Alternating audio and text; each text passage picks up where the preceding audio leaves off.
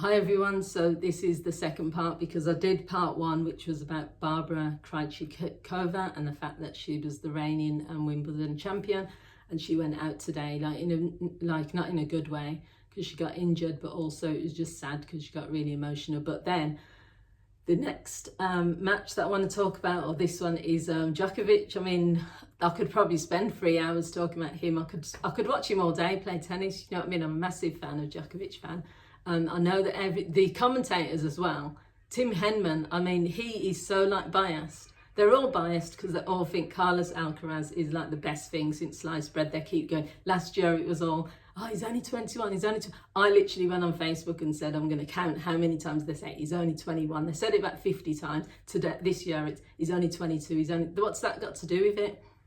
They're not giving Djokovic sometimes the credit, but today they have to, because he was playing so good that they had to, but they still had to throw a few little digs in there. Tim Henman went, well, he hasn't always been putting the energy and he hasn't always been focused. And I thought when has Djokovic not been focused? Do you know what I mean? He's one of the most focused athletes, I'd say in any sport anyway. So I was sat down and I thought, this is just going to be a typical Djokovic, game.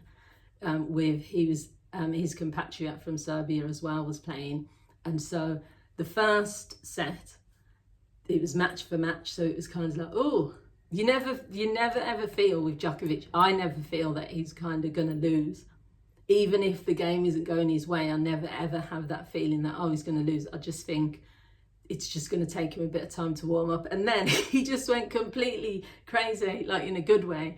He was just showing, remember Boris Becker? Anyone that's been watching tennis for years would know Boris Becker. He was the first person that I knew, a tennis player, who would go all over the court, rolling forward, rolling, sliding, all of that stuff, jumping all over the place. And I think Djokovic today, reminded me of that. He was literally just all over the place. He was slipping, he was sliding. I know he does that normally, but today he was performing for the crowd. His children were in the crowd as normal, and his wife. And he was brilliant. The commentators were they sort of had to give him the praise where he's due. They had to give him the credit. It was a masterclass, they were saying. That's what I was thinking as well. Some of the shots he was doing, he, to me, out of all the players that are currently playing tennis, he's got the best variety of shots, because he's someone that the guy was hitting against him and every shot was just coming back to him. And then the guy thought, right, I've won this point. And then he was like, no, you haven't. There was another shot coming. There was drop shots, there was passing shots, there was volleys, there was everything. It was just genius. So I was watching it, exciting game. Interesting game. It's going to be interesting with the men, I think, because there's still Sinner. They're saying obviously they're tipping him to win.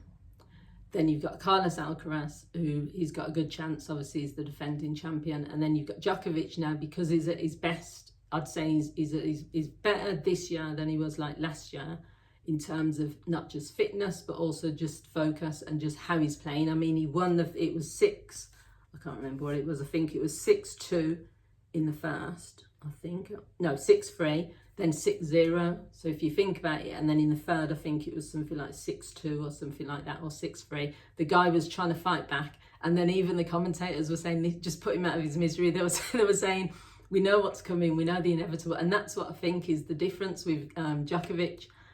You just know he's going to win anyway. You don't ever think, oh, he's going to lose. Whereas with Carlos Alcaraz, there is always a chance. You don't have that same level of confidence in him. When he's losing, there is a chance that other player can overcome him. But when Djokovic is losing, even if he loses 1 or 2 games, you don't ever think, well, he's lost the whole game. You just think he's going to come back, because you know that he will.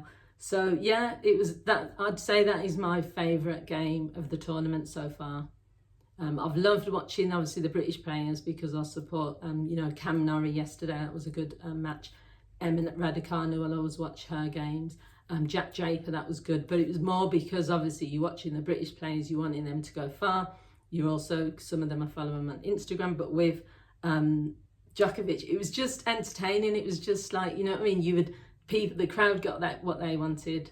you know, I could, when it finished, I was like, oh, it's a shame it finished, but you know, he has to go on to the next round. So yeah, that was it. That's my today. As I said, I didn't realise I was going to watch that many games. I went out this morning, then I went back out again this afternoon, and I came back, and I think because there was rain, I think there was some there was some delays. So I think when I came back, I was like, oh, okay. So I caught quite a few games today. So let me know, you guys, if you've watched any of the matches. Let me know what you think so far of the tournament. I'm not going to say that it's been the best tournament this year. Lots of people are going out. Lots of people who you expected to be still in at this stage are not in. Lots of my favourites have gone. So yeah, next week it's not going to be as brilliant as it normally would be, only because of the fact there's not as many people in there that I like. But it's been good. Yeah, it's been an interesting tournament. That's the word I'd use. So what do you guys think? If you've been watching, let me know. I'd love to hear your thoughts.